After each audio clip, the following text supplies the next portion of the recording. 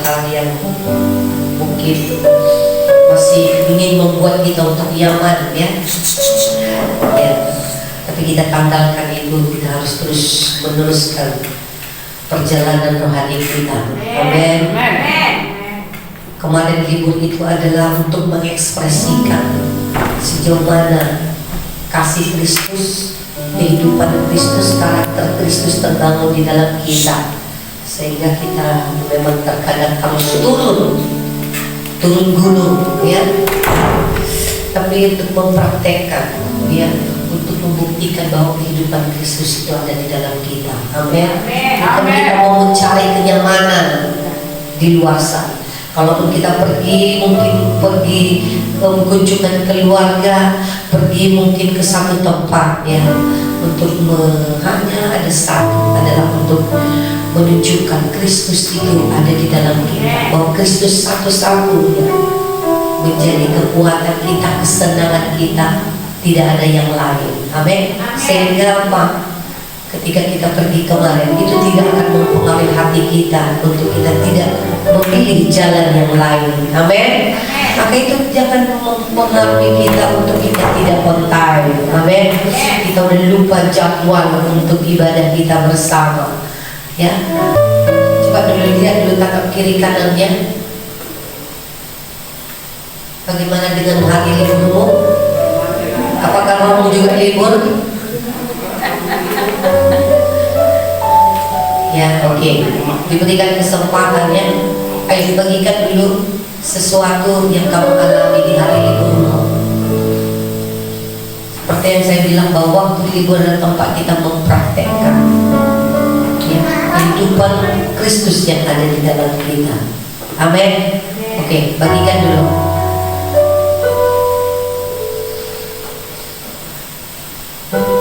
Oke, di keluarga, siapa yang kunjungan keluarga? Siapa yang kunjungan keluarga? Ayo, Rani juga ikut. Walaupun dia sendiri, apakah Kristus terekspresi dalam apakah di tengah kesendirian? Kalaupun kita pergi ke Danau Toba, itu dalam bicarakan Kristus yang begitu indah, yang menciptakan semuanya. Jadi jangan pernah membuat lagi kita daripada Kristus. Amin. Kalaupun kita menemukan ketika kita datang ke keluarga kita, di situ ada banyak masalah, Kristus yang harus kita bangun. Ada satu pun, ya, yang mendistrak kita untuk keluar dari Kristus. Amin. Baik dalam keadaan apapun, Kristus harus dinyatakan di sana. Amin. Yuk, siapa yang dulu bisa membagikan itu?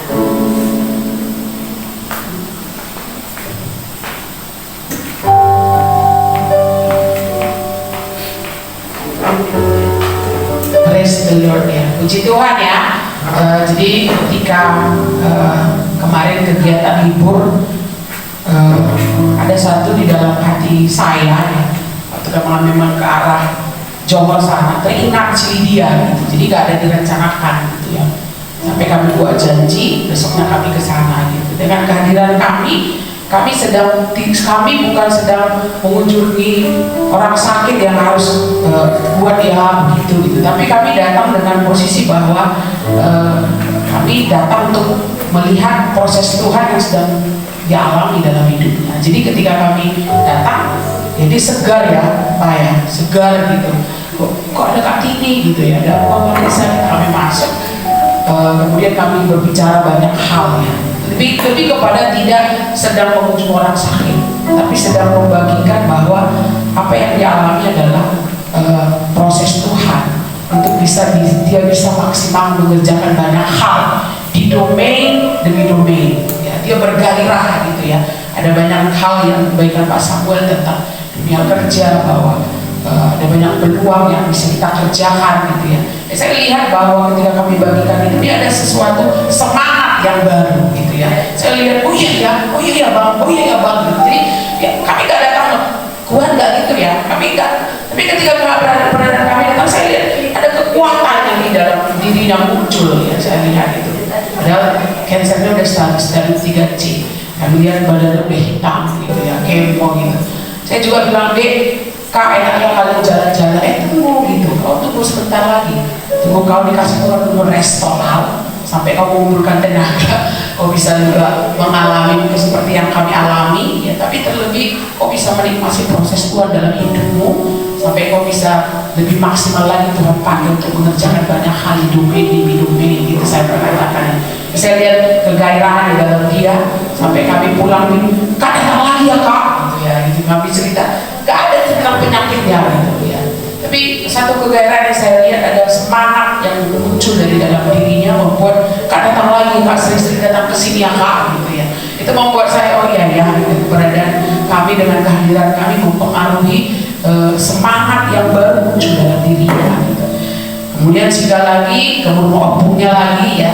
Saya lihat juga opungnya sendiri di situ karena orang sehat pergi ke luar kota. Saya lihat kok Inang ini kok happy kali ya, lepas beban. Saya lihat ketawa dia datang ke kami ya, sebelum Samuel ketawa. Ada satu kelepasan.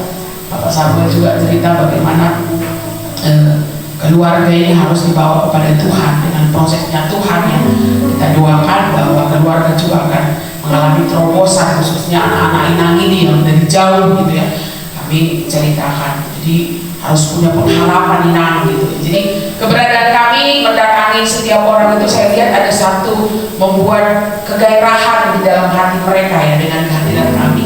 Sederhana mungkin pembicaraan kami, tetapi ketika kami melangkahkan kaki ke sana, saya ada justru berkat ya, kehadiran kami membawa satu perubahan ya, semangat yang baru dalam kehidupan mereka gitu. Jadi sambil menikmati alam indah di sekitar Johor ya kan, tapi ada misi lebih penting daripada itu adalah berbagi kasih, mengunjungi orang-orang yang memang Tuhan arahkan untuk kami kunjungi seperti itu.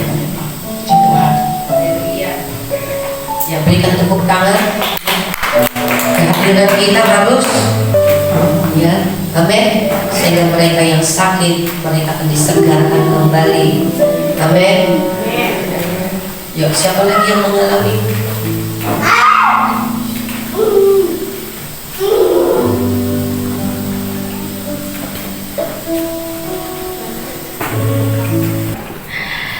Puji Tuhan ya.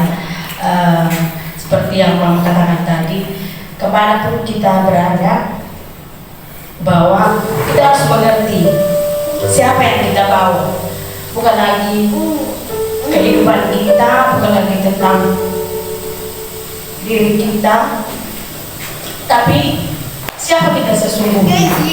Itu semalam ya kami jumpa di lebaran pertama yang berkumpul dengan keluarga.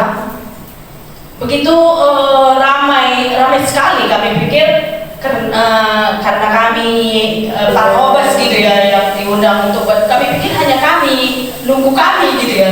Rupanya udah ramai di sana gitu ya, udah ramai yang mengerjakan gitu. Terus sampai di sana saya mulai membawa diri saya bahwa apapun yang kami kerjakan hari ini ya harus ada sifat yang berbeda dengan mereka. Itu juga saya terapkan ke anak-anak ya. Jangan ketika kita datang ke rumah orang kita seperti tamu gitu. Artinya kita yang dilayani, kita harus ambil bagian gitu ya. Jadi harus jadi contoh. Mungkin di sana ya ketika kita datang sibuk dengan semua situasinya, sibuk dengan banyak pekerjaan yang terbengkalai, dia tidak ada orang ambil alih gitu ya. Seperti ketika kita buat pesta gitu, seperti mencuci piring, bersih harus milik memang. Tidak ada yang mengerjakan. Itu mereka anggap sesuatu yang mungkin mengerjakannya rendah gitu ya. Tapi saya mulai gerakkan, ayo kita kerjakan. Mungkin menurut mereka ya itu pekerjaan yang apa gitu ya. Jadi saya bilang, dimanapun kita berada, kita harus menjadi contoh, artinya jadi teladan ya. Tidak menjadi sesuatu yang menjadi beban gitu ya. Jadi beban dimanapun kita berada gitu. Kita harus menjadi terang. Artinya ketika orang lain sibuk, saya bilang kepada dia, ketika orang lain sibuk main HP, main semua dengan sibuk, kita harus menjadi contoh, tidak seperti mereka. Jadi kami ketika kesana, saya mulai gerakan gitu ya. Hidup kami tidak sama seperti mereka gitu ya. Jadi harus menjadi teladan, harus menjadi contoh gitu ya. Jadi situ saya tidak mengerti ataupun tidak pernah berkenalan dengan mereka karena banyak tamunya dari Batam dan mereka mengenal saya gitu ya. Jadi bilang, oh ini Mama Niko, ini. Saya terkejut, saya belum pernah jumpa dengan mereka. Mungkin Eda atau kayak mana menceritakan bagaimana mungkin kami gitu ya. Jadi mereka mengerti ketika dalam situasi kapan saja bisa kami diganggu. Seperti hari Minggu kan kami ke sana udah sore gitu ya kan. Jadi mereka mengerti, oh iya kami tahu pasti kalian ibadah dulu ya. Jadi mereka udah tahu karakter kami. Kami tidak, walaupun diundang pagi, kami tidak akan datang. Karena kita ibadah dulu kayak semalam pun kita ibadah dulu gitu ya, sore baru kami ke sana gitu. Jadi saya melihat di situ orang-orang mulai mengerti kami, bukan kami yang harus mengerti mereka gitu. Tapi mulai bawa pola itu ke kehidupan mereka gitu. Jadi mereka harus mengerti kami, bukan kami yang harus mengerti mereka gitu. Jadi kalau mereka menganggap kami penting, buat acara jangan di jadwal kita gitu ya, jangan di apa kita gitu ya. Kita di malam pun adik kami si Rosina dia mau masuk rumah baru, jadi malam tadi sebenarnya buat acara untuk apa mau di line up tanggal berapa, apanya kami tidak datang gitu. Satu dia, kenapa kamu nggak datang kan saya sudah bilang jangan melakukan sesuatu di hari Sabtu atau hari Minggu karena kami tidak akan bisa datang ke sana gitu. Jadi mereka saya lihat mulai melihat ke arah kita gitu. Ada sesuatu kehidupan yang memancarkan kehidupan Kristus itu dalam kehidupan kita gitu. Jadi kita tidak boleh sama dengan mereka gitu. Kita tidak boleh sama dengan cara mereka gitu ya. Kita harus berbeda gitu. Itu yang membuat dimanapun kita orang lain yang oh dia kok siapa dia gitu. Itu yang kami lihat ya. Saya sangat terkejut. Mereka menyalami kami. Dia dari Batam ya, saya nggak pernah jumpa dengan mereka. Ada 3 orang. Dia salami ini ya. Dia sampai peluk saya gitu, kayak rindu gitu, ingin jumpa gitu ya. Jadi saya sangat terkejut. Saya nggak pernah lihat orang ini, saya nggak pernah berkenalan dengan orang ini. Kenapa dia merasa seperti akrab sekali dengan saya gitu ya? Saya mulai bertanya, "Dah, ini siapa?" Saya bilang kan, "Ini kakak saya di Batam." Kenapa dia mengenal saya? Saya bilang, saya selalu menceritakan bagaimana kalian, bagaimana kehidupan kalian ketika kami dalam situasi yang sulit. Saya selalu bercerita, saya selalu datang ke uang itu begitu dibilangnya, karena ketika kami ke sana ada selalu solusi. Saya selalu terkejut. Saya merasa hidup kami selama ini biasa-biasa aja gitu ya. Bagaimana orang lain hidup ya, kami seperti itu. Saya merasa seperti itu gitu ya. Tapi saya lihat dampaknya ke mereka sangat ini gitu ya. Jadi saya sangat bersyukur hidup dalam rumah ini menerapkan apa yang menjadi standarnya dalam hidup kami ya. Sudah lihat itu bukan hanya untuk hidup kami gitu terbangun, tapi orang lain bisa melihat gitu ya. Orang lain bisa melihat, oh kenapa mereka bisa berbeda gitu ya, kenapa mereka ini gitu ya. Saya melihat puji Tuhan gitu ya. Itu juga saya bagikan semalam waktu kami share hari Minggu dengan Mama Samuel ya, bagaimana memang kehidupan kita ini harus berbeda dari yang lain. Kita tidak bisa lagi cara kita harus sama dengan yang lain gitu ya. Harus karakter Kristus itu harus menonjol gitu ya. Tidak boleh ada kompromi dalam hidup kita gitu ya. Itu saya memang terapkan ya dengan adik-adik saya ya, dengan keluarga saya ya. Kayak semalam itu yang kami jumpa dengan ada adik saya yang di Pertiting ya. Ketika saya memperkerjakan dia dulu di Sembekan, saya tetap buat kerja segini, gaji segini, saya buat seperti itu ya. Tapi ketika dia sampai di sana dia bilang, wah aku mengeluh di sini. Kenapa? Aku bilang, kami memperkerjakan adik istriku, tapi aku tidak bisa sepertimu, harus pegang. Saya bilang, kayak mana saya memperlakukanmu? Kamu harus memperlakukan seperti itu. Kan tidak bukan menindas mereka. Kalau dengan standar harus kamu lakukan seperti itu. Itu hukum, saya bilang. Jadi dia bilang, saya nggak berani kata istri saya buat seperti ini. Kamu harus tegakkan itu, saya bilang. Saya pun tidak memandang kalian walaupun adik saya, walaupun apa, tapi kalau itulah standarnya saya harus buat seperti itu, saya bilang. Jadi dia bilang, harus kayak mana aku ngomong, wah ya, kamu harus beri, katakan ini standar sekarang, kamu harus lakukan ini dan pekerjaanmu harus sesuai dengan ini. Saya bilang, kalau kamu berani menjual pekerjaan, kamu harus berani.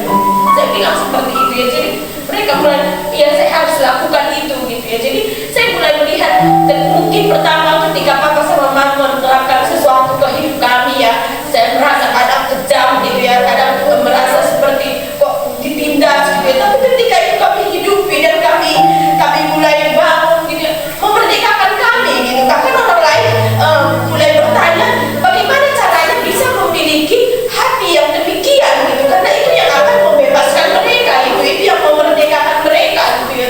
Kami pun seperti ini ya, ini yang memerdekakan kami ketika kami mulai hidupi seperti itu ya, membuat kami merdeka, tidak lagi melakukan sesuatu dengan perasaan, tidak lagi melakukan sesuatu dengan belas kasihan, tapi ini kebenarannya gitu. Itu yang menjadi standar di dalam hidup kita gitu. Tidak lagi melakukannya hanya belas kasihan karena saudara, tapi ini kebenarannya, ini bukan kebenaran. Kalau iya ya, kalau tidak tidak gitu. Jadi kita harus seperti itu di dalam hidup supaya ada perbedaan, ada terang dalam hidup kita gitu. Jadi orang lain bisa melihat itu dalam hidup kita gitu. Si Tuhan. Amin ya. Jadi jangan takut menunjukkan jati dirimu. Bagaimana kita menunjukkan jati diri kita ketika kita membangun tegas terhadap diri kita bahwa saya harus hidup menurut hukum-hukumnya Tuhan. Kita hidup menurut firman perkataan Tuhan. Amin. Sehingga apa? Orang lain akan bisa mengikuti hidup kita. Amin. Jadi bukan dengan belas kasihan, oh ada orang dia kurang uang tolong kasih uang, itu kehidupan yang lama. Amin. Belum tentu besoknya gitu lagi dia, enggak begitu ya. Tapi bagaimana hukum-hukum Tuhan yang tertanam di dalam hati kita, sehingga itu yang kita tanamkan. Amin. Karena apa? Firman Tuhanlah yang akan memerdekakan. Amin. Jadi kebenaran yang terbangun di dalam kita itu yang memerdekakan hidup kita, dan itu juga memerdekakan orang-orang yang mengikuti hidup kita. Amin. Ingat ya apa yang dialami oleh Mbak Niko ya? Sehingga ketika kita hidup menurut agendanya Tuhan, amin, maka agenda kita itu agendanya Tuhan, maka orang-orang keluarga kita, orang-orang bersama dengan kita juga harus mengikuti agenda kita, karena kita memiliki agendanya Tuhan. Amin. Jadi jangan korbankan ibadahmu karena kamu selalu sering mengikuti agenda yang dibangun mereka, sementara mereka membangun agenda mereka, jadwal mereka menurut selera mereka, menurut kebutuhan mereka. Sementara hubungan rohani ya, engkau sering mungkin nomor dua kan, sehingga sampai kapanpun engkau tidak akan pernah bisa membawa keluargamu untuk ada di dalam hak agendanya Tuhan. Tapi ketika kita mulai membangun hidup kita berjalan menurut agendanya Tuhan, maka orang-orang yang bersama kita nggak perlu harus kapan waktunya, akan ada waktunya. Amin. Gimana caranya? Kalau aku terus ada di apa, ibadah terus, kapan aku memenangkan mereka? Ya berarti belum waktunya. Kalau mereka belum melihat itu sesuatu pilihan yang terutama yang kau pilih, ya, berarti mata mereka belum dibukakan. Lakukan aja terus dengan setia. Amin. Itu tidak menjadi alasan kita harus mengubah agendanya Tuhan dalam hidup kita, sehingga apa, kita pun terali, mereka pun terali. Tetapi itu adalah sebuah pengujian. Amin. Haleluya. Amin. Jadi itulah sesungguhnya ibadah yang sesungguhnya. Amin. Ketika Kristus itu terbangun dalam hidup kita, itu menunjukkan ya, itu membuktikan saya ini benar nggak dengan Tuhan, dengan agenda Tuhan, dengan rumah Tuhan. Amin. Sehingga ketika dimanapun kita berada, amin, kita dimanapun berada, situasi apapun, kondisi apapun, kita bisa menyaksikan Kristus di sana. Amin. Karena kita selalu terhubung dengan rumahnya, terhubung dengan Bapa rohani. Amin. Haleluya. Bukankah kehidupan yang begitu, kehidupan yang dahsyat dan luar biasa, bukan kita yang memenangkan mereka. Amin. Tapi karena kita hidup menurut firman-Nya, menurut hukum-hukumnya, menurut waktu-waktunya, orang yang akan melihat betapa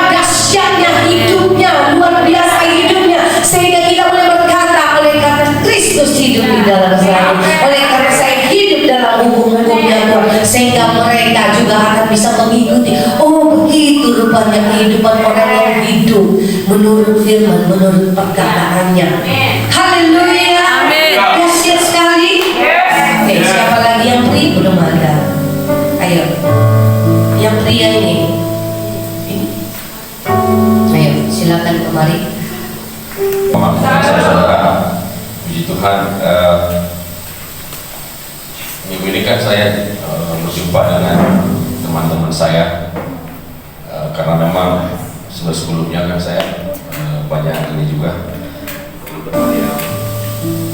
melihat keadaan saya sebelumnya, bagaimana saya tidak di rumah rohani dan bagaimana saya juga banyak mengalami kerugian ya, tidak dalam rumah rohani. Tapi ketika saya dulu di Pangkas di Sepak Selayang, dibilang sama saya begini, kamu luar biasa ya, kenapa? Jadi kayak kemarin itu kayak nggak, sekarang kamu semakin apa katanya, wajahmu semakin muda, semakin fresh. Terus kamu hari itu kayak nggak terjadi masalah apa-apa, tapi kami lihat bahwa kamu itu selama ini kok bisa berhenti ya, bisa berhenti main judi gitu ya. Terus dan ya, kami bertanya nih, kamu luar biasa penghulu ini katanya. Oh iya, jadi ya kami nggak pernah ngumpul lagi katanya. Oh, baguslah, berarti itulah cara Tuhan, mungkin karena supaya saya nggak bersama, nggak datang lagi. Jadi akhirnya juga berhentikan. Tapi kok bisa Bapak, gimana caranya seperti itu? Jadi saya bilang, memang dalam hidup ini ya, salah satunya caranya harus kita, setiap orang itu harus punya bapak rohani. Saya bilang, oh iya, itulah yang saya bersyukur saya punya bapak rohani, walaupun sebenarnya saya sudah jatuh. Dan karena saya tahu, saya sadar bahwa ada seseorang yang menunggu saya ya, terlebih Tuhan. Saya bilang, makanya saya kembali dan saya juga paham saya, dan saya bersyukur sekarang nggak ini lagi, saya nggak tertarik lagi kan gitu. Ya, susah loh ini, memang betul-betul ini kamu itu, kami juga pun bingung karena hari itu udah banyak kalah, harus kamu udah hancur. Nah, aku bilang itulah proses, bilang yang penting selama kita masih menyadari bahwa dalam hidup ini kita ini membutuhkan Tuhan, dan tidak boleh kita lupa harus punya bapak rohani dalam hidup kita. Aku bilang sama dia, makanya kamu harus punya bapak rohani juga. Iya ya gitu ya. Kamu perlu belajar sama bapak ini katanya. Ya, saya bilang sama dia, ya kalau untuk belajar yang penting ya sesuai lah kita ngobrol, ikuti aja ya, dia aja hidup saya bilang. Jadi saya bersyukur begini, bahwa ternyata dengan perubahan hidup yang kita alami, ternyata tanpa kita ya injili orang mulai akan bertanya bagaimana mereka juga akan mengalami perubahan hidup. Dan itu yang saya dapatkan dari sini. Terus kedua, bahwa memang dalam hidup kita siapapun di dunia ini ya, kalau memang benar-benar ingin bertumbuh di dalam Kristus secara benar ya, harus memang punya bapak rohani. Siapapun itu mau kalau dia benar-benar orang Kristen yang sungguh mau mengasihi Tuhan, dia harus punya, karena melalui bapak rohani yang bisa ini kita membangun hidup kita untuk menjadi seseorang sesuai dengan tujuan Tuhan dalam hidup kita. Dan saya bersyukur karena saya masih punya bapak rohani, sampai mereka bilang, kami berpikir dampaknya dengan yang kamu alami selama ini udah nggak bisa lagi sekarang. tapi kami kayak terlihat terjadi sesuatu. Aku bilang begitulah memang menurut, itulah kalau di dalam Tuhan sebenarnya. Kalau memang menurut kalian bahwa sudah sekian parah sekali dan tidak bisa lagi, tapi itulah bahwa ternyata ketika kita ada kesadaran kita punya Pak Rohani dan kita juga mau berubah dari hati kita yang jahat, ternyata untuk mengubah hidup kita itu tidak sulit bagi Tuhan, tidak ada yang mustahil. Makanya teman-teman bisa ingatkan, kalau ada orang selama ini bilang, saya nggak bisa meninggalkan rokok, nggak bisa meninggalkan judi, udah hancur, nggak bisa lagi, itu semua adalah bohong. Pasti bisa, tidak apa-apa. Ya, jadi dibilang, iya ada juga.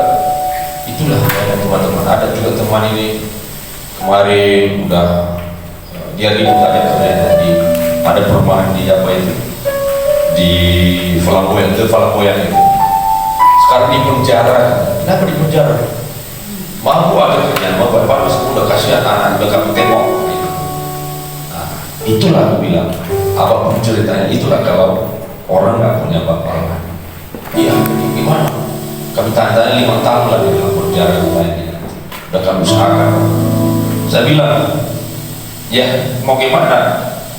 Kalau orang nggak datang kepada Tuhan, nggak menyadari kehidupannya dan tidak punya orang yang seorang bapak rohani dan memang begitu, bukan makin baik, tapi justru hidupnya kembali dengan hancur, semakin hancur.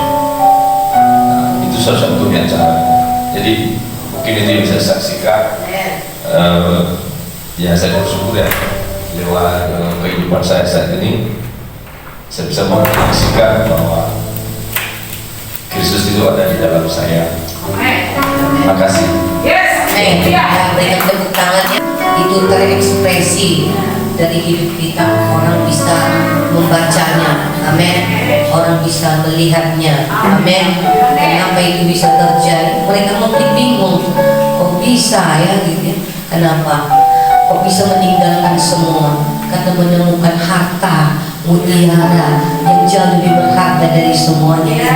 Amin. Sehingga ini itu kacangan, rendahan ya, gampang meninggalkannya ketika menemukan mutiara yang berharga itu.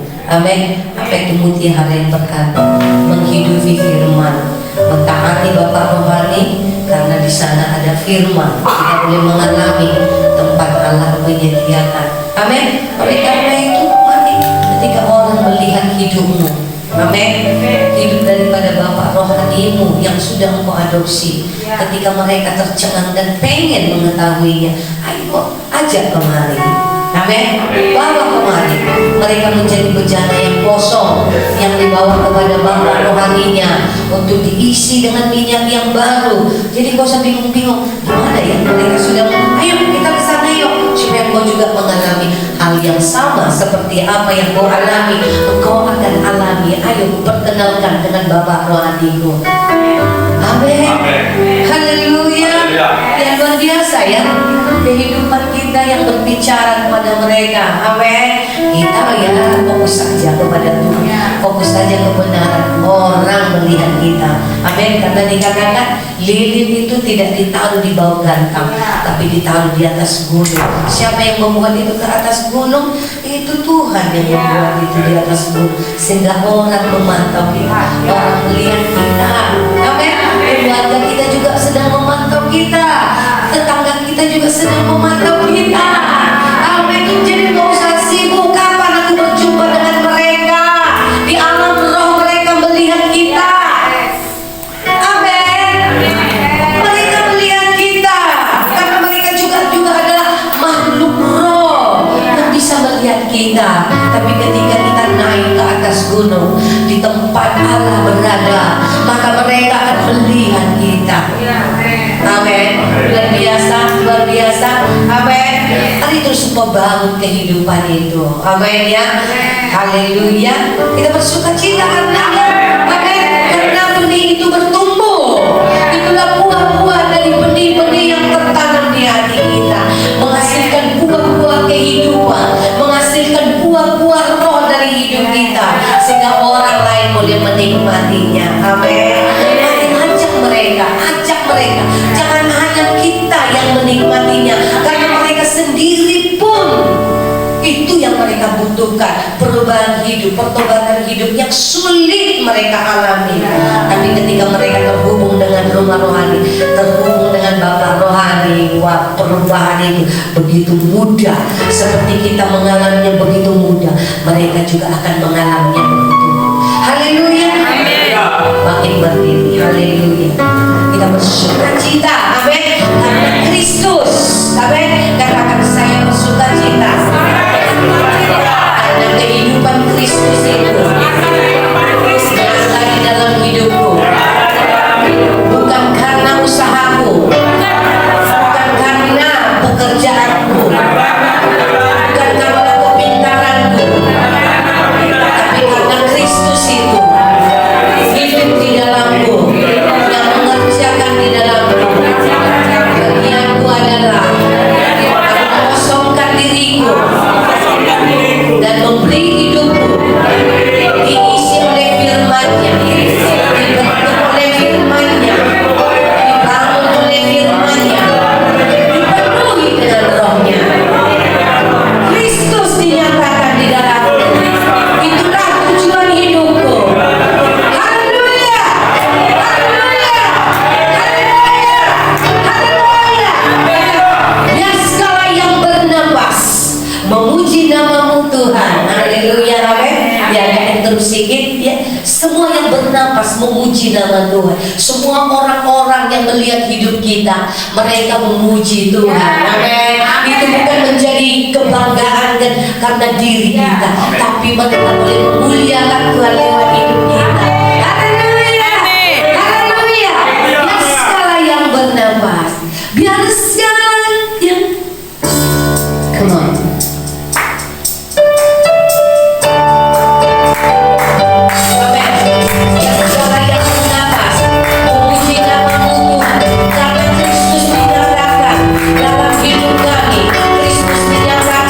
Di dalam gerejamu Tuhan, haleluya.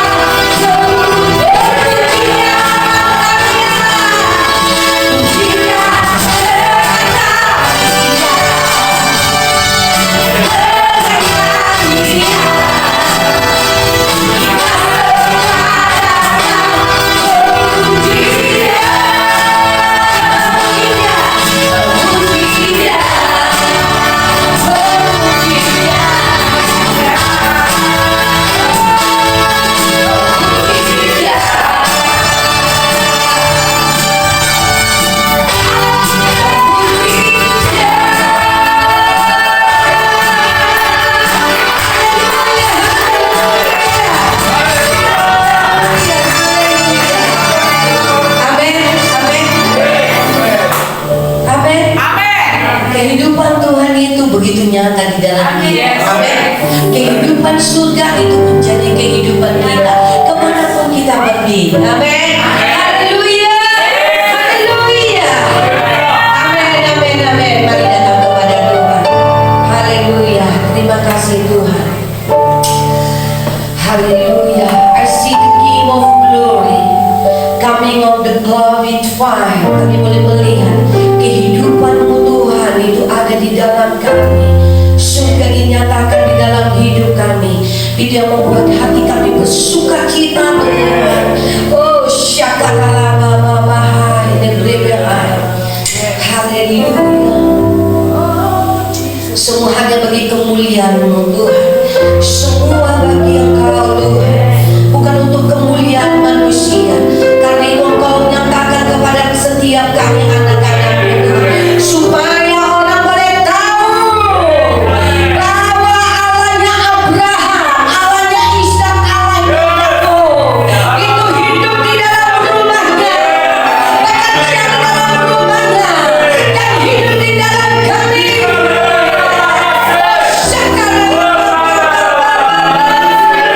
Kami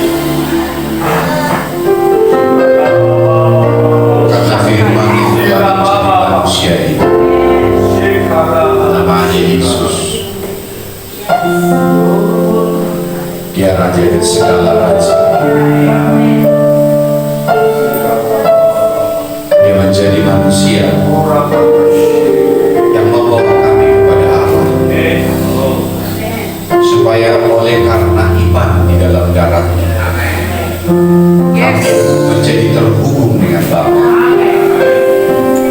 Kami yang sudah berdosa kehilangan kemuliaan Allah. Tapi oleh karena Yesus yang telah menjadi manusia, kami melihat kemuliaan Allah. Kami mengalami kemuliaan Allah. Kami tidak lagi hidup dari hukum Taurat, tapi sekarang kami hidup dalam hukum kasih karunia. Dan kami mengerti bahwa ketika kami menjadi percaya, maka kami akan menerima kasih karunia demi kasih karunia, menerima kebenaran. Kebenaran itu adalah firman yang telah menjadi manusia. Itulah sebabnya Yesus berkata, I am the way, I am the truth, and I am the life. Sekarang kehidupan surga, kehidupan kekal, bukan hanya menjadi imajinasi, tapi menjadi nyata dalam hidup kami. Kami bersyukur lewat firman yang telah menjadi manusia, maka sekarang kami menjadi anak Allah. Ketika kami percaya di dalam Dia, di dalam darah Yesus yang telah menyucikan kami, kita menjadi imam besar yang turut merasakan semua penderitaan kami, yang juga semua melintasi, sudah melintasi semua dalam batasan kemah yang terbatas, masuk dalam kemah yang kekal itu, yaitu di dalam roh. Dia mengubah kami menjadi manusia roh, karena Allah itu adalah roh. Maka sekarang kami terhubung dengan Allah sebagai manusia roh, bukan lagi sebagai manusia daging, tetapi sebagai manusia roh. Man of God, yang membuat kami terus bertumbuh menjadi serupa, menjadi segambar, supaya mereka yang Engkau yang sudah pilih, Engkau juga yang menentukannya, supaya kami menjadi serupa dan gambar Yesus, bertumbuh setiap hari, bertumbuh di dalam kedewasaan, menjadi serupa dengan Kristus, supaya kami dipersiapkan menjadi sejodoh dengan mempelai Dia, yaitu Yesus Kristus. Kami dipersiapkan di dalam kedewasaan, berjalan di dalam ketaatan, karena dengan ketaatan kami disempurnakan menjadi serupa dengan Kristus. Setiap hari perjalanan kami adalah menyangkal diri dan memikul salib, seperti yang Yesus sudah lakukan. Yesus menjadi pola di dalam ketaatan kepada Bapa, sehingga kami tahu kami tidak akan gagal, karena ada satu manusia yang namanya Yesus, firman yang telah menjadi manusia, yang sudah berhasil menyatakan, mempertontonkan ketaatan selama di dunia ini. Itu artinya Yesus menjadi pola, tidak menjadi susah bagi kami, tidak lagi menjadi hal yang rumit bagi kami. Berjalan di dalam ketaatan, Yesus menjadi taat kepada Bapa. Sebagai manusia dia menjadi taat, bahkan taat sampai mati di atas kayu salib. Haleluya. Kami bisa merasakan surga itu bukan menjadi hal yang jauh, sebab firman-Mu berkata, inilah hidup yang kekal, mengenal Bapa, mengenal Anak. Hamba-Mu berdoa ketika Hamba-Mu membangun doktrin Kristus ini, bukan pengetahuan yang kami dapat, tapi kami menerima kehidupan Allah, kehidupan Bapa dan kehidupan Anak. Itu yang kami terima. Terpuji nama-Mu, dimuliakan Engkau. Kami menyambut firman